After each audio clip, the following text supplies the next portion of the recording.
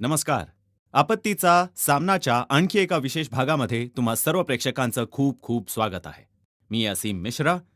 तर आपत्तीचा सामनाच्या आजच्या या भागात आपण खूपच गहनपणे, बारकाईने विचार करू की अखेरीस ही जी अडचण आहे, मुसळधार पाऊस, पूर, भूस्खलन या समस्यांपासून आपण कशी सुटका मिळवू शकतो. कारण ही एक नैसर्गिक आपत्ती आहे, नॅचरल डिझास्टर आहे.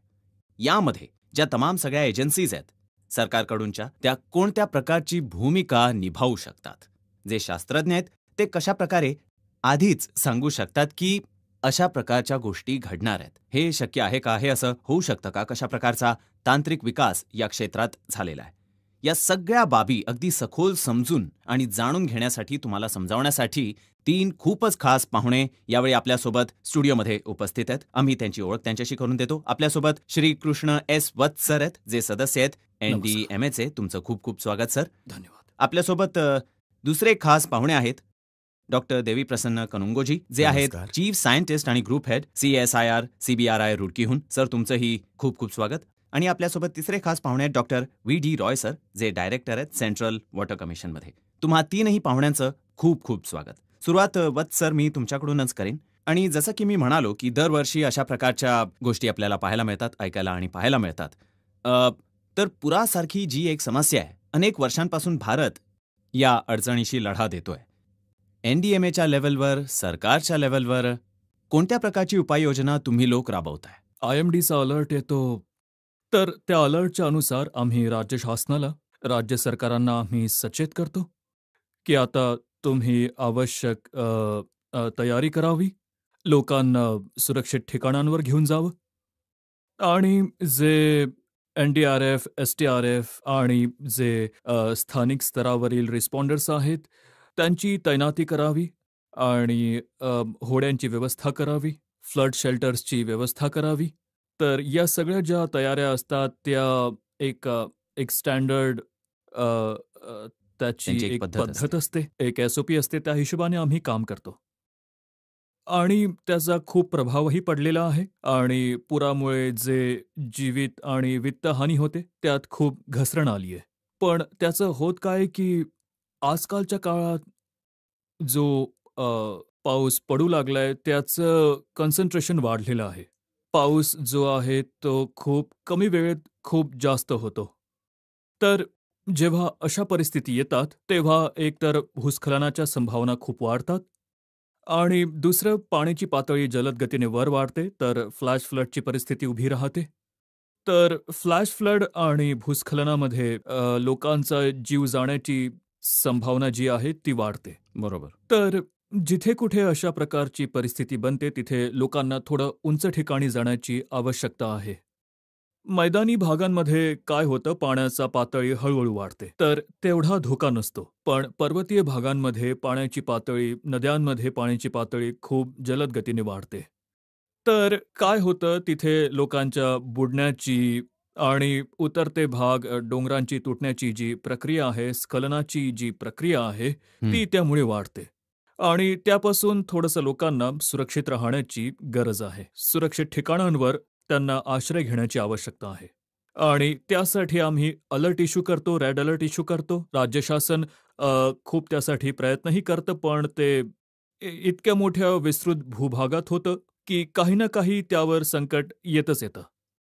पण सर, आपण गेल्या काही दिवसात पाहिलं, केरळमध्ये जेव्हा अशा प्रकारची घटना घडली, हो. कित्येक लोकांचा जीव गेला. वास्तविक NDMAने आणि बाकीच्या ज्या मदत यंत्रणा आहेत त्यांनी खूपच महत्त्वाची भूमिका बजावली. पण तीच गोष्ट आहे की अशा प्रकारच्या गोष्टींना आपण प्रेडिक्ट करू शकतो का? ते तंत्रज्ञान आपल्याकडे आहे का? आणि जर आहे तर येणाऱ्या दिवसांमध्ये आपण कसं हे लागू करू शकतो सगळ्या भूभागावर? आता जर केरळमध्ये वायनाडबद्दल बोलायचं झालं तर एक खूपच कमी वेळेमध्ये एका दिवसामध्ये 400 मिलीलीटरपेक्षा जास्त इतका पाऊस झाला आणि तीही रात्रीची वेळ होती.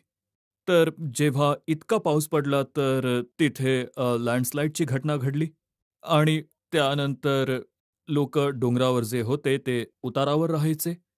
तर उतारांचाही थोडंसं त्यामध्ये त्याची आपली स्थिती अशीही बनलेली आहे की उतारांवर जो विकास होतो तो सुनियोजित पद्धतीने होत नाही. उतारांवर जी ड्रेनेजची अडचण आहे, जो पाण्याचा निचरा व्हायचा तो आता अवरुद्ध झालेला आहे. कारण लोकं जास्त संख्येने तिथे राहतात. तर या सगळ्या कारणांची जे आहे ते कोलॅप्सची संभावना जी त्या उतारांवर आहे वाढतात. ती वाढते. आणि यासाठी अर्ली वॉर्निंगची आवश्यकता आहे. अर्ली वॉर्निंग आम्ही देतो. पण एक खूप मोठा जो भूभाग आहे त्यामध्ये ज्या अचूकतेची जी गरज असते अर्ली वॉर्निंगमध्ये ती लँडस्लाईडसाठी आता अवेलेबल नाहीये, अगदी अचूक नाहीये. ते मला वाटतं की त्यासाठी आम्ही प्रयत्न करतोय. सेन्सर्सची आणखीही डेव्हलपमेंट होत आहे. यात जिओलॉजिकल सर्व्हे ऑफ इंडिया आणि इतर अनेक सायंटिफिक इन्स्टिट्यूशन्स आहेत, ते सोबत मिळून काम करतायत. तर आगामी 2-4 वर्षांमध्ये आम्ही अर्ली वॉर्निंगमध्ये आम्ही जास्त अचूकता घेऊन येऊ शकू, अशी आम्ही अपेक्षा ठेवतो. यासाठी एक राष्ट्रीय कार्यक्रम विकसित केला गेला आहे, जे आम्ही हं, सगळ्या जे डोंगराळ भागांचे प्रदेश आहेत, त्यामध्ये आम्ही त्यांचं कार्यान्वयन करत आहोत. ठीक आहे. आता रॉय सर, मला तुमच्याशी चर्चा करायची आहे. तुम्ही सेंट्रल वॉटर कमिशनशी संबंधित आहात. कित्येक वेळा खास करून केरळमध्येही किंवा अशा राज्यांमध्येही जिथे मोठमोठे रिझर्व्हॉयर्स आहेत आणि तिथे जेव्हा मुसळधार पाऊस पडतो, त्यात पाणी जमा होतं. कित्येक वेळा इतका मुसळधार पाऊस पडतो की रिझर्व्हॉयरही फुल होतो, त्याला उघडण्याची गरज पडते. अशामध्ये जे लो लेव्हलच्या भागांमध्ये लोक राहतात, कित्येक वेळा त्यांना सांगितलं जातं की तुम्ही योग्य ठिकाणी निघून जा, सुरक्षित ठिकाणी निघून जा, जेणेकरून तुमचा जीव वाचू शकेल. असं असून सुद्धा कित्येक वेळा अशा प्रकारच्या घटना घडतात की जेव्हा गेट उघडले जातात तेव्हा खूप जवळपास लाख लिटर पाणी निघतं आणि त्यापासून लांब लांबपर्यंत लोकांवर परिणाम होतो. अ, अ, जी शेती असते त्यावर दुष्परिणाम होतात. अशामध्ये पूर नियंत्रणाबद्दल सेंट्रल वॉटर कमिशन ज्या सूचना देते स्टेट गव्हर्नमेंट्सना, त्यात कशा प्रकारच्या गोष्टी सामील असतात आणि स्टेट गव्हर्नमेंटकडून कोणत्या प्रकारची भूमिका बजावली जाते, जेणेकरून जीवित आणि वित्त यांची जी हानी आहे ती कमीत कमी करता यावी? धन्यवाद. अ, अगदी योग्य आणि प्रासंगिक जो प्रश्न आहे तो तुम्ही मला विचारलेला आहे. अ, आपल्या गरजा होत्या की पाण्याचं संचयन केलं जावं, कारण मोसमातच जास्त करून पाऊस पडतो आणि त्याचा नंतर आपण सदुपयोग करू शकू आणि म्हणून धरणे आपली गरज होती. पण जास्तीत जास्त पाणी आपल्याकडे असावं म्हणून ही आपली प्रवृत्ती बनली की आपण जलाशय भरून ठेवावेत. पण आजकाल अचानक जेव्हा जलाशयांच्या वरच्या भागात जेव्हा कधी पाऊस पडतो अ, आणि त्यावेळी खूप जास्त पाणी येण्याची संभावना जेव्हा वाढते, तेव्हा गेट अचानक उघडावा लागतो आणि त्यामुळे अ, खालचे जे भाग आहेत त्यांमध्ये भरपूर पाणी एकत्रितरित्या येतं आणि लोकांना असुविधा होते. या संदर्भात काही पावलं गेल्या वर्षांमध्ये उचलली थोडी-थोडी करून. पहिलं पाऊल की हे अचानक बांधातून पाणी सोडलं जाऊ नये.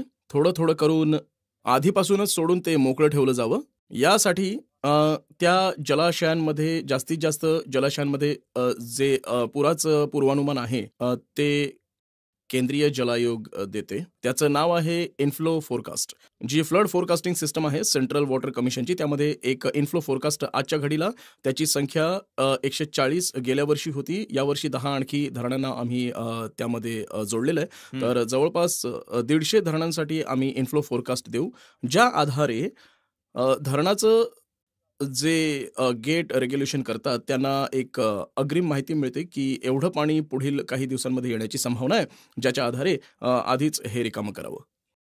दुसरं हे की आम्ही जे पूरग्रस्त खोरी होती, नद्यांची खोरी, त्यामध्ये आम्ही इंटिग्रेटेड रिझर्वायर ऑपरेशन, कारण की हे जलाशय किंवा धरणे एकाच एजन्सीकडे नसतात, वेगवेगळ्या एजन्सीजकडे असतात. हं. तर म्हणूनच ते त्यांचं ऑपरेशन ते हा विचार करून करतात की आम्ही हे सोडलेलं आहे आणि याच्या मागे पुढे दुसऱ्याही जलाशयातून पाणी सोडलं जात आहे.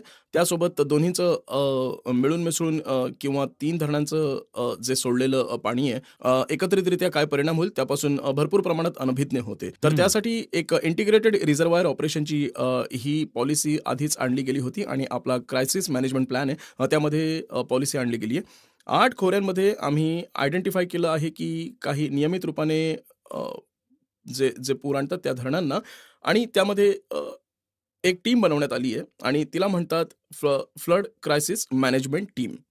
त्याला ठीक मुख्य रूपाने जे केंद्रीय जल आयोगाचे जे स्थानिक कार्यालय आहे त्याचे अधिकारी त्याला ड्राईव्ह करतात आणि त्यात जे धरणाचे अधिकारी आहेत त्यांना सामील करून घेऊन आणि त्याला नियमित रूपाने आम्ही मान्सूनमध्ये बसून करतो आणि सेन्सिटाईज करतोय की तुमची धरणं एवढी भरलेली आहेत, तुम्ही आधीच पाणी सोडून ठेवा, रिकामं करून ठेवा, जेणेकरून जी अशा प्रकारची स्थिती होऊ नये. हम्म. तिसरं आहे की धरणाशी संबंधित मग ते धरण मोडण्याची संभावना असो किंवा धरणातून अचानक पाणी सोडण्याची संभावना असेल, हे लक्षात घेऊन डॅम सेफ्टी ॲक्ट 2021 मध्ये पास करण्यात आला पार्लमेंटमार्फत. त्या अंतर्गत नॅशनल लेवलवर, स्टेट लेवलवर आणि प्रोजेक्ट लेवलवर जे इन्स्टिट्यूशन क्रिएट करून किंवा आणि त्यामध्ये जे योग्य पाऊल आहे, खास करून की जेव्हा कधी धरणातून पाणी सोडलं जाईल तर जे डाऊनस्ट्रीम आहे त्या भागांना वेळ असतानाच त्यांना याबद्दल माहिती देऊन ठीक आहे. कमी केलं जावं. आणि त्या संस्थेने आता काय केलंय की जेवढी ही धरणं आहेत त्यांच्या डाऊनस्ट्रीममध्ये वेगवेगळं पाणी सोडल्यानंतर कोणकोणत्या भागांमध्ये पूर येईल त्याचा ते नकाशा तयार करतात. भरपूर तयार केलेला आहे आसिडायच्या थ्रू आणि त्यामार्फत माहिती प्रसारित केली जाईल. ठीक आहे. आणि इथे आपण थांबणार आहोत एका खूपच छोट्याशा ब्रेकसाठी. तुम्ही पाहत राहा डीडी न्यूज. बाढ़ खतरनाक हो सकती है। बाढ़ के पानी में प्रवेश न करें। यदि आपको करना पड़े तो उपयुक्त जूते पहन के करें। पानी की गहराई को जांचने के लिए छड़ी का उपयोग करें। सेवरेज लाइनों, गटर और नालियों से बचकर चलें। गिरे हुए बिजली के खंभों और तारों से दूर रहें। कीटनाशक का प्रयोग करें। अपने आसपास सफाई रखें तथा बीमारियां न फैलने दें। ताजा पका हुआ भोजन या भुने हुए चने, मूंगफली इत्यादि खाएं। केवल उबला या क्लोरीन युक्त पानी पिएं। पलायन से पूर्व बिजली और गैस के कनेक्शन को बंद कर दें। फर्नीचर और अन्य सामान ऊंचे स्थान पर रख दें। नाली और शौचालय की निकासी मार्ग को बंद कर दें। अपनी आपातकालीन किट अपने साथ अवश्य ले जाएं। यदि आप कहीं फंसे हुए हैं तो हेल्पलाइन नंबर पर संपर्क करें। तैयारी में ही समझदारी।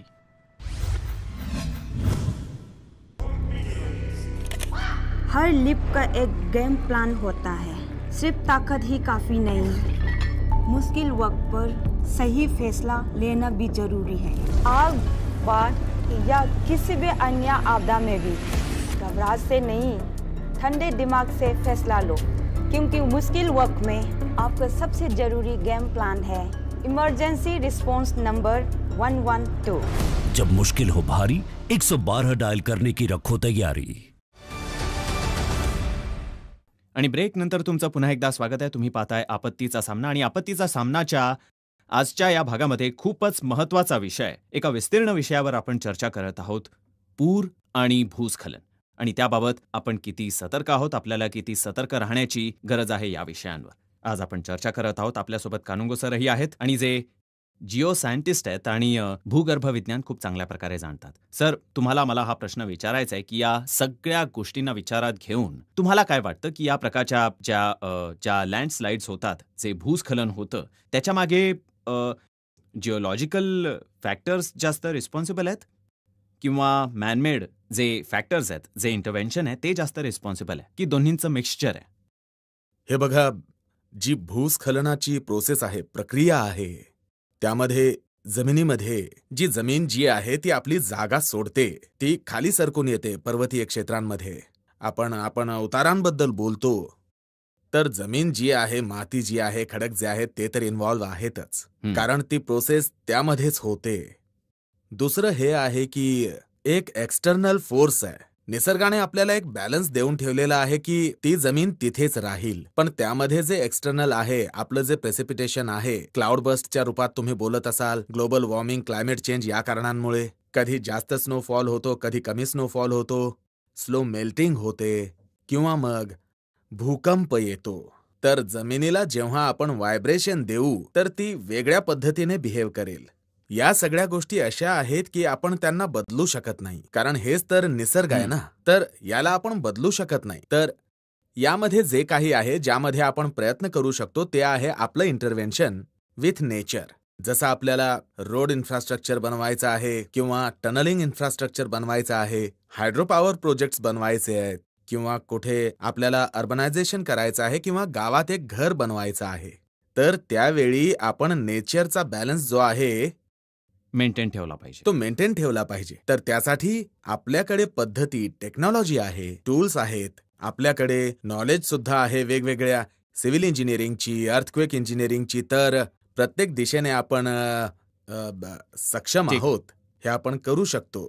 आपण या सगळ्या गोष्टींना सांभाळून घेतलं पाहिजे. आणि आणखी एक मी मेसेज देईन की जर आपल्याला कुठेतरी घर बनवायचं असेल किंवा रोड बनवायचा असेल, तर आपण संपूर्ण पर्वतीय उताराला लक्षात घेऊनच त्या प्रकारचे मिटिगेशन मेजर्स वापरावे. फक्त आपण जिथे रोड बनवतोय तिथल्या वरची जागा बघायची असं नाही करायचं. दरीकडच्या बाजूकडेही लक्ष देणं गरजेचं आहे. तर एक ग्लोबल पर्स्पेक्टिव्ह घेऊन जर आपण संतुलित पद्धतीने काम करू तर कमीत कमी आपत्तीचा आपण सामना करावा. पण मला आणखी एक तुम्हाला प्रश्न विचारायचा आहे की अशा प्रकारच्या गोष्टी ज्या लँडस्लाईडच्या घटना आहेत हिमालयन स्टेट्समध्ये जास्त होतात. तुलनेने कम्पॅरेटिव्हली जे पूर्व घाटाचे जे स्टेट्स आहेत, पश्चिम घाटाचे जे स्टेट्स आहेत, तिथे तितकी अडचण आहे पण तेवढी नाहीये.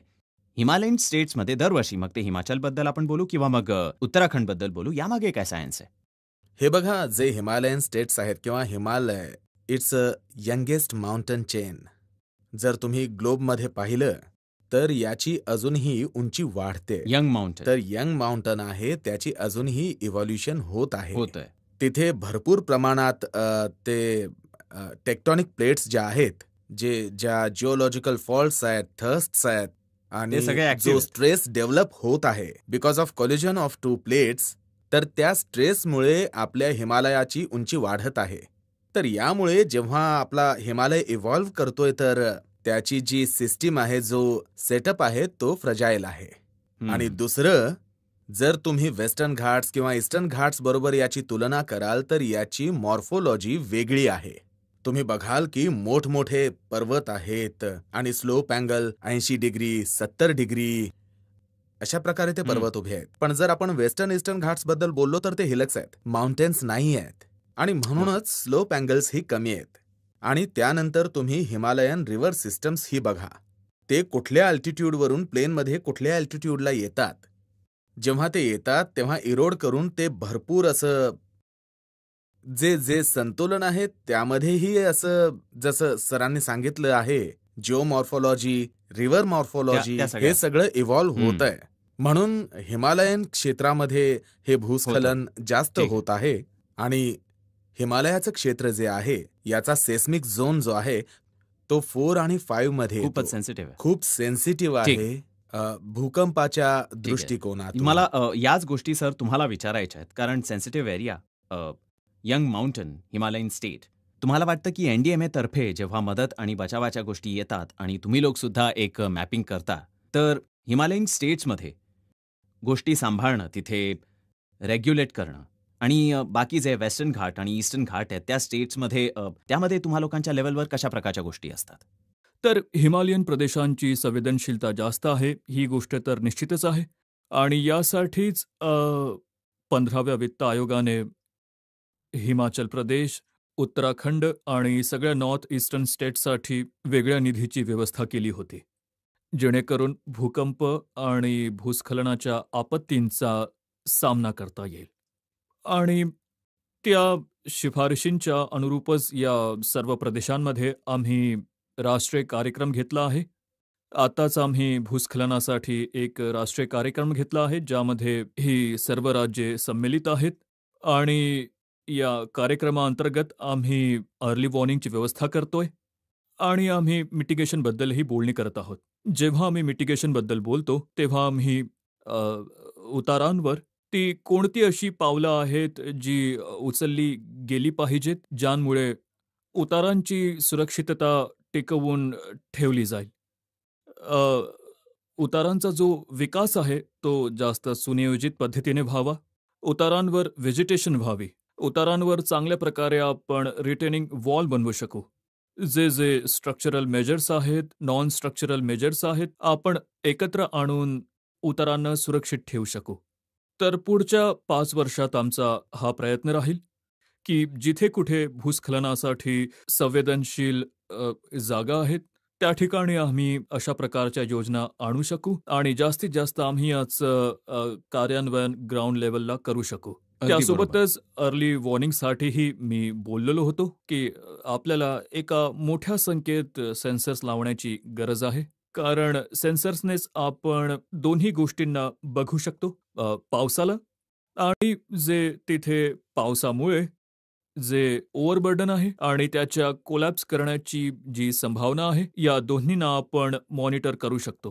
तर पुढच्या 5 वर्षांमध्ये सेन्सर्सची ही संख्या आपण जास्त सेन्सर्स लावू शकू आणि एक मोठ्या स्तरावर आपण मिटिगेशनचे कार्यक्रमही घेऊ शकू.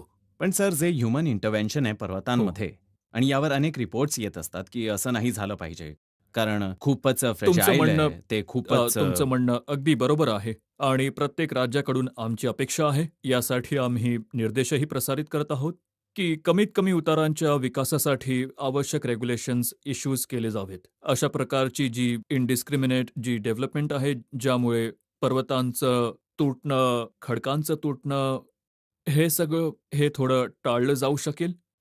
विकास आवश्यक आहे, पण विकासासोबतच पर्यावरणावरही लक्ष देणं खूपच आवश्यक आहे आणि म्हणून मी असं म्हणतोय की उतारांवर आपण व्हेजिटेशन पुन्हा स्थापित केलं पाहिजे आणि जिथे जिथे अशा प्रकारच्या संभावना आहेत तिथे आपण रिटेनिंग वॉल आणि अशाच प्रकारच्या काही गेबियन वॉल्स जे वायर मेश आहेत या गोष्टींची आपण व्यवस्था करू शकू, जेणेकरून उतारांची सुरक्षितता टिकून राहील. तर वेळेची कमतरता आहे. अखेरीस सगळ्यांकडून एक एक कमेंट. वत्स सर, तुमच्यापासून मी सुरुवात करतो. डिझास्टर मॅनेजमेंटची गोष्ट जेव्हा कधी येते, लोकांना NDMA, NDRF ची आठवण येते. पावसाचा विषय असो, पुराचा विषय असो, भूस्खलनाचा विषय असो, तुम्ही लोक आणखी किती स्वतःला सशक्त बनवत आहात जेणेकरून अशा प्रकारच्या अडचणींना कमीत कमी केलं जाऊ शकेल, मिटिगेट केलं जाऊ शकेल? जसं मी बोललो, थोडंसं जे रिस्क आहे त्याचं जे स्वरूप आहे ते बदलत आहे. ते असं नाही होत की आता एका खास ठिकाणावर एक खूप मोठी स्थिती तयार होईल. एका मोठ्या भूभागामध्ये ती रिस्कची गोष्ट येते. ठीक आहे. तर जेव्हा अशा प्रकारची गोष्ट येते की संपूर्ण प्रदेशात थोड्या कुठे ना कुठे काही ना काही छोट्या छोट्या घटना होत राहतात, तर स्थानिक पातळीवर तयार राहण्याची आवश्यकता वाढलेली आहे. तर गाव पातळीवर, ब्लॉक्सच्या पातळीवर, छोट्या छोट्या शहरांच्या स्तरावर अशा प्रकारची जी स्थानिक प्रिपेअर्डनेस आहे ती असली पाहिजे सामुदायिक पातळीवर. आणि त्यासाठी जे आपले रिस्पॉन्डर्स आहेत त्यांचेही अनेक लेयर्स असले पाहिजेत. NDRF एक महत्वाची लेयर आहे, पण NDRF सोबतच SDRF ची ही व्यवस्था असली पाहिजे. होमगार्ड्स, सिव्हिल डिफेन्सबद्दलही बोलणं झालं पाहिजे आणि जे आपत्ती मित्र आहेत, जे व्हॉलेंटियर्स आहेत त्यांच्याबद्दलही बोललं गेलं पाहिजे आणि सामुदायिक स्तरावरही थोडीशी यासाठी तयारी असली पाहिजे, जेणेकरून कोणतीही अशा प्रकारची घटना घडो. जसं एका छोट्याशा गावात कुठल्या तरी दूरच्या भागात कुठेतरी छोटीशी घटना घडली आणि 1-2 लोक दगावली, तर असं होतं आजकाल. असं होत नाही की एकाच ठिकाणी 40 लोक दगावली किंवा 50 लोक दगावली, अशा प्रकारे नाही होत.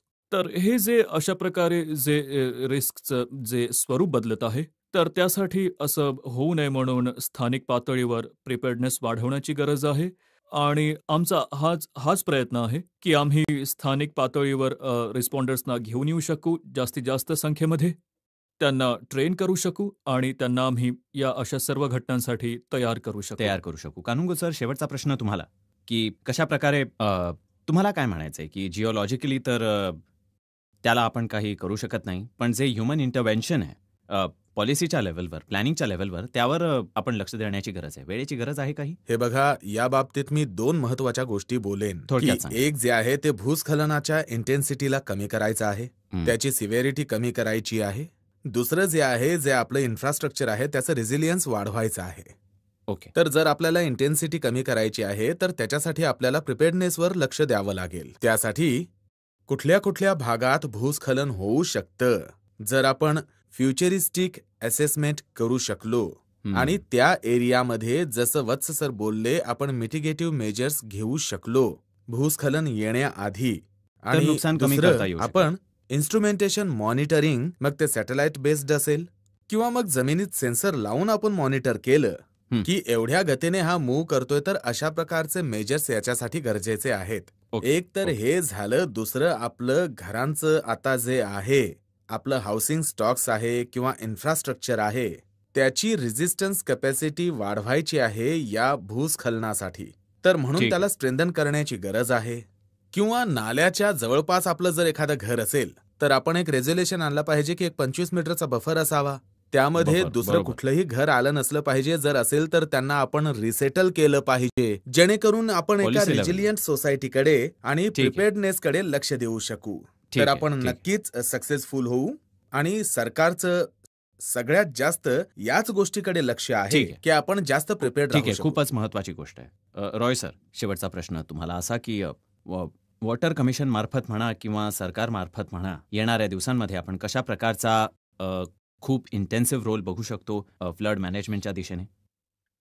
एक तर असं आहे की केंद्रीय जल आयोग पुराचं पूर्वानुमान देते आणि ही नोडल एजन्सी आहे.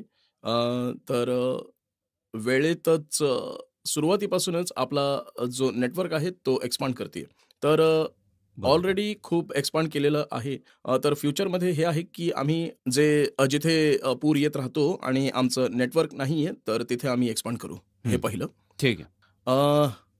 दुसरं आहे की जे आता कनुंगो साहेबही म्हणाले की फ्लड प्लेन झोनिंग ते हो गरजेचं ना, आहे. ते सगळ्यात गरजेचं आहे. कितीही आपण प्रत्येक प्रकारचा प्रयत्न केला जोपर्यंत फ्लड प्लेन झोनिंग होत नाही त्यामध्ये जे नदीचं जे प्रवाह क्षेत्र आहे किंवा भाग आहे त्याला आपण अतिक्रमणापासून मुक्त नाही ठीक. ठेवलं तोपर्यंत नाही. तर त्यासाठी जलायोगाने एक फ्रेमवर्क बनवलेला आहे आणि ठीक. आम्ही जागरूकता पसरवतोय की त्यावर अंमलबजावणी करण्यात यावी. ठीक आहे. वत्स सर, 10 सेकंदांमध्ये काही अपील जर तुम्हाला आपल्या प्रेक्षकांना करायची असेल तर करा.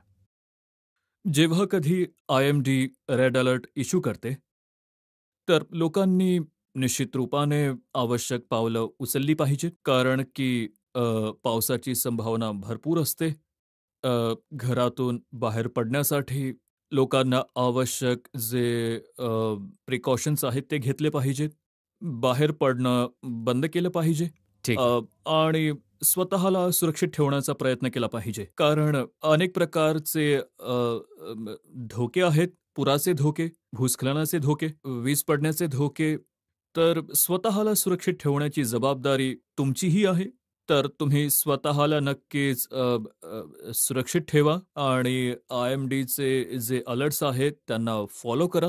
एक ठीक आहे. सचेत ॲप आहे आमचा, तो ठीक. तुम्ही डाउनलोड करा आणि त्याच्या हिशोबाने तुम्ही सगळं Follow काही करा. फॉलो करा. चला, खूप खूप आभार वत्स सर. या सगळ्या गोष्टींसाठी खूपच सविस्तर आज आपण चर्चा केली. तुमचे खूप खूप आभार कानुंगो सर, तुमचेही खूप धन्यवाद. खूप आभार आणि रॉय सर तुमचेही खूप खूप आभार. Thank you. तुम्हा तिन्ही पाहुण्यांचे या धन्यवाद. विषयावर चर्चा केल्याबद्दल खूप खूप आभार. तर आपत्तीचा सामनाच्या भागात तुम्ही सविस्तर जाणून घेतलं. पुराबाबत, भूस्खलनाबाबत या गोष्टींमागे काय काय सायन्स आहे, सरकार कोणकोणती पावलं उचलतंय आणि येणाऱ्या दिवसांमध्ये NDMA कडून कोणकोणती पावलं उचलली जाणार आहेत आणि तुम्हालाही कशा प्रकारे सतर्क राहण्याची आवश्यकता आहे, या सर्व गोष्टींवर आपण आज चर्चा केली. तर आपत्तीचा सामनाच्या आजच्या या विशेष भागात एवढंच. मला आणि आमच्या संपूर्ण टीमला परवानगी द्या. नमस्कार.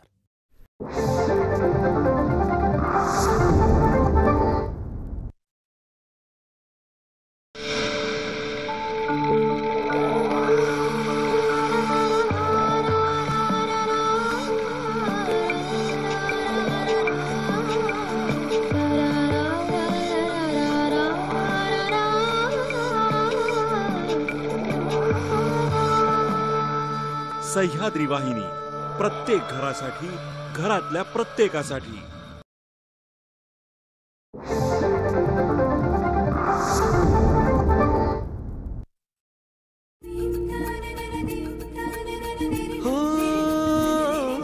शब्द स्वरांचे बनती गाणे, साजनवानंद तराणे, रसिकांची ही जुळते नाते घडते जेव्हा सुरे